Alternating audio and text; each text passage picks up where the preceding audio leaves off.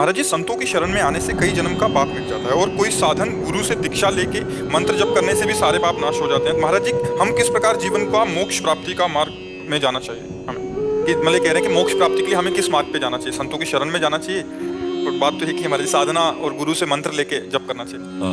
आप उसको अलग अलग समझ रहे हैं। बिना संतों के संग के मोक्ष मार्ग को जान ही नहीं पाओगे ना। अध्यात्म को नहीं जान पाओगे। अध्यात्म को पढ़ के नहीं जाना जा सकता।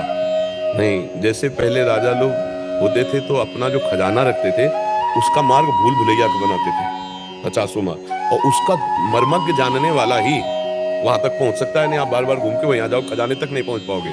ऐसे शास्त्रों को में रखा गया है अध्यात्म, तत्व ज्ञान, मोक्ष, भगवत प्रेम, भगवत प्राप्ति, लेकिन बिना गुरु के भूल भुलैया में फंस जाओगे, वहां तक नहीं पहुंच पाओगे। जैसे आपकी बीमारी की औषधि मेडिकल स्टोर में है, पर मेडिकल स्टोर दवा खाना है।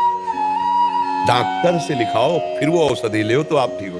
ऐसे नहीं कि ये बढ़िया मीठी वाली पी लिया तो हो सकता है मर जाओ, हो सकता है रोग बढ़ जाए, हो सकता है आपका स्वास्थ्य नष्ट हो जाए। तो ऐसे ही शास्त्र जो है वो बहुत से मार्ग को बता रहे हैं। हमें चाहिए कि गुरु के चरणों का आश्रय लेकर संतों के श्रीमुख से जो भगवत मार्ग है वो हमारे अनुकूल देंगे, हमारा भाव देखकर। जैसे माई ने बताया कि शरीर राग कैसे नष्ट हो, तो वेदांत नहीं बोला, देखा मरीज कैसा है, औषधि कौन सी काम करेगी। शास्त्र है मेडिकल स्टोर, और सदगुरु है डॉक्टर, और साधन है औषधि। ये अलग कोई बात तो नहीं ना।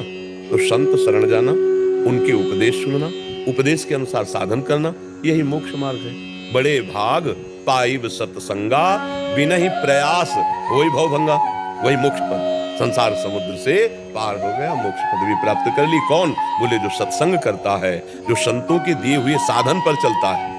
मनमानी आचरणों में तो भगवत प्राप्ति नहीं है। आज मन कहेगा जप कर लो, कल मन कहेगा भोग कर लो, परसों मन कहेगा इधर, उसकी तो दौड़ बनी रहती है। अगर हम गुरुजनों के नियम के अनुसार चल रहे हैं तो मन कहे ना कहे हमें उसकी परवाह नहीं, हमको तो करना ही, क्योंकि हमें नियम दिया गया है, हमें साधन दिया गया है। तो संत संग और साधन और भगवत प्राप्ति या मोक्ष वो एक ही धारा है, एक ही धारा है। आज तक किसी को बिना संतों की कृपा के भगवत प्राप्ति हुई हो तो मुझे बताना।